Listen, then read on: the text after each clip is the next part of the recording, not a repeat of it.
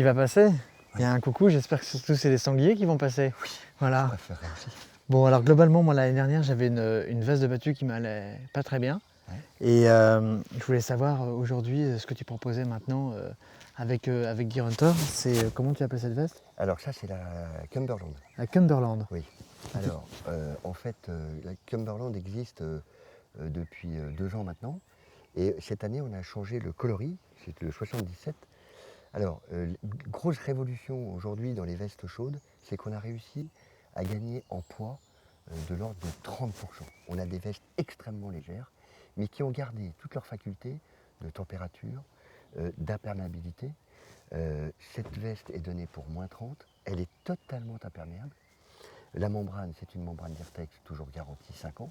D'accord. Et cette veste-là, particulièrement celle que j'ai là, existe en 3 versions. La version très chaude, qui s'appelle Arctic, et 2 autres qui finalement vont être la ACT et la Pro. Et on pourra démarrer en début de saison, lorsqu'il ne fait pas très chaud, avec l'ACT ou la Pro. Et au fur et à mesure de la température baissant, on arrive à la plus froide ou la plus chaude, ça dépend de quel côté on se place. D'accord. Donc grande particularité, vraiment, c'est la légèreté de cette veste. En quoi le fait d'avoir une veste légère est intéressant quand on chasse en battue? Eh ben, même si effectivement on dit qu'on est assis, donc peu importe, mais par exemple lorsqu'il faut qu'on aille se déplacer, si on peut avoir 10 minutes, un quart d'heure ou 20 minutes de marche pour aller se poster, ben, c'est quand même plus agréable d'avoir une veste plus légère. Mais ça, c'est l'évolution technologique qui veut qu'aujourd'hui, tous les fabricants de matières, de matériaux, ont trouvé aujourd'hui des matières qui sont toujours aussi résistantes, toujours aussi imperméables et respirantes. Parce que ça aussi, c'est important. Il faut qu'une veste respire tout au long de la saison, quelles que soient les conditions. Quand on chasse en battue, on a très souvent besoin d'avoir un maximum de choses sur soi, Oui. des munitions, des gants, un casse-croûte. Oui. Là, vous avez beaucoup de... Gear Hunter, et on pourrait dire en dehors de sa technicité, a toujours privilégié beaucoup de poches. Alors les poches ici, repose-main.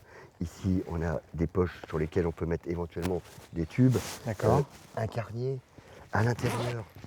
Voilà, des poches zippées ici, ici. Et, petite particularité sur celle-ci, un cordon de serrage à D'accord. l'intérieur, qu'on verra peut-être plus précisément tout à l'heure, qui permet de bien cintrer la veste au niveau de la taille. D'accord. Voilà. Très bien. Toujours en vente chez nos armeries. Parfait. Eh bien, Et le carnier, bien sûr. Et le carnier. Voilà. très important. Un carnier, voilà. Et donc une autre catégorie où on a mixé un blaze, le orange, et un camo. Et ça, on n'a pas de veste très chaude, on a des vestes de mi-saison. D'accord. Très adaptées. Beaucoup de gens aiment bien aujourd'hui ce mix de camo et de blaze. Qu'on va plutôt porter à partir du mois d'octobre jusqu'à exactement. mi-novembre Jusqu'à et mi-novembre ensuite ou passer décembre. sur une veste On plus a chaude. Malheureusement pas beaucoup d'hiver depuis 2 ans, mais j'ai un scoop, on va avoir très froid cet hiver. Bon, et ben si, comme Jean-Philippe le dit, on va avoir très froid cet hiver, il va falloir penser à aller prendre sa veste Cumberland. Cumberland. Merci. Merci.